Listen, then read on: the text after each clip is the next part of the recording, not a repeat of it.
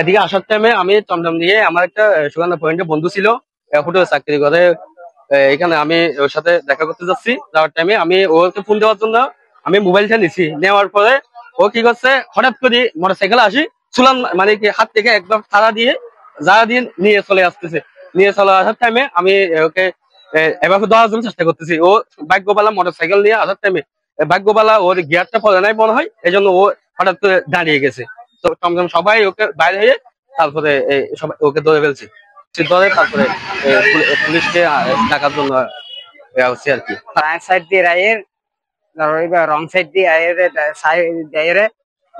mobile যাত্রী তো হারিলে ফেলে ওর ধর এবার ডাক মারকে ডাক মারে এবার এসকালেটার হাস ন করে তো তোমার এবার